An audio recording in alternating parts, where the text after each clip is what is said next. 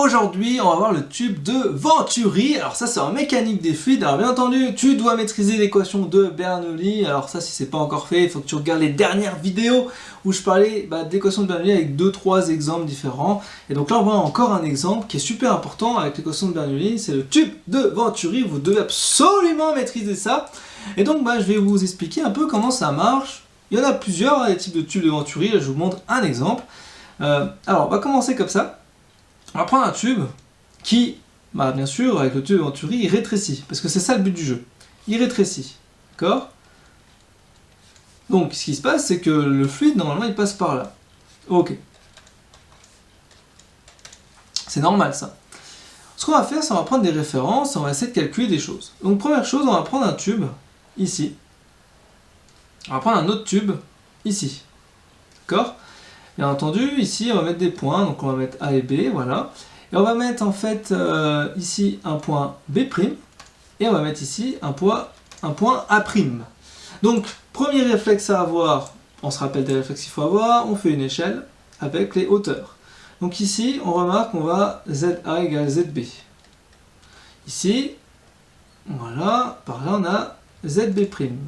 Et ici, on a ZA'. Ok, les hauteurs, c'est fait. J'ai besoin donc de mon équation de Bernoulli. Alors, ça va servir à quoi? Ça va servir à quoi? Je vous rappelle toujours, c'est toujours le même concept. On vous demande en général de déterminer la vitesse au point A.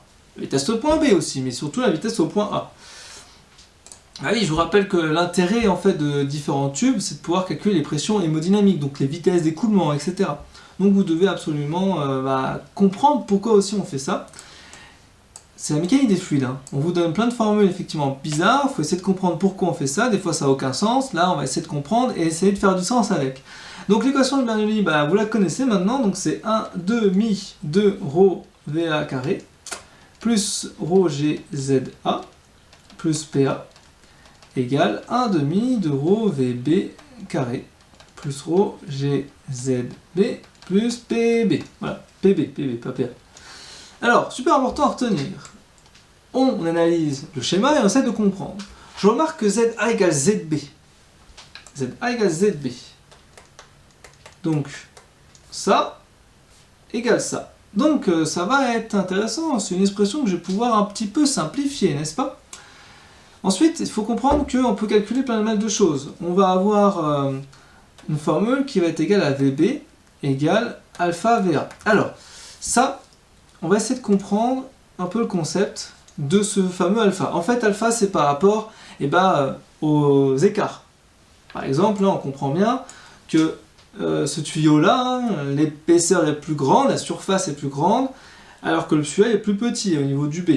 En fait, il y a une question de proportionnalité derrière. D'accord ? La proportionnalité, c'est VB égale SA sur SB VA. Voilà. Et SA sur SB, c'est alpha. C'est alpha. D'accord ? C'est pour ça que j'ai le droit d'écrire VB égale alpha VA. Et quand j'utilise cette expression avec alpha, et que je le remets dans mon équation de Bernoulli, je ne fais pas la démonstration, on obtient donc la formule suivante. Alors, d'abord, je vais juste vous mettre le système intermédiaire, PB. Ça donne donc alpha carré VA carré moins 1 demi de ρ VA au carré. Et si on veut simplifier tout ça, mon aisément, ça fait 1 demi de ρ VA carré alpha carré moins 1. Voilà, ça fait une expression. Et en fait, cette expression, qu'est-ce qui se passe? Si je veux VA, je la mets dans tous les sens, d'accord? Je ne vous fais pas la démonstration, c'est toujours pareil, on n'a pas besoin de cette démonstration, on a besoin de comprendre la formule finale. Ça nous donne donc VA égale racine de 2GH sur alpha carré moins 1. Hop, et vous avez la formule de la vitesse avec le tube de Venturi. Donc, vous voyez, la mécanique des fluides, il y a toujours une base qui est identique. Maintenant, oui, il faut s'adapter à l'énoncé. Donc il faut absolument que vous puissiez vous adapter à l'énoncé. Vous comprenez qu'il y a une base qui est identique, qui est VA égale racine de 2GH. En général, la base, ok. Mais il se peut qu'il se passe qu'il y ait des masses volumiques en plus, qu'il y ait des coefficients un peu bizarres. Donc il faut s'adapter à l'énoncé. Donc vous devez absolument vous entraîner avec énormément d'exercices. Vraiment, je vous jure, c'est super important de vous entraîner. Vous négligez cette notion-là chaque année. Chaque année, la mécanique des fluides et comme plein d'autres chapitres, vous négligez ça parce que vous ne savez pas comment faire. Donc si vous avez bien sûr le moindre doute, le moindre question, n'hésitez pas à me le mettre en commentaire. Et bien sûr, je vous encourage à participer aux ateliers, à participer à prendre des QCM que je propose, à prendre tous les éléments que vous avez besoin pour performer cette année. Ok ? Moi, je vous retrouve pour une prochaine vidéo. Je vous dis à très vite. Ciao, ciao, ciao, ciao.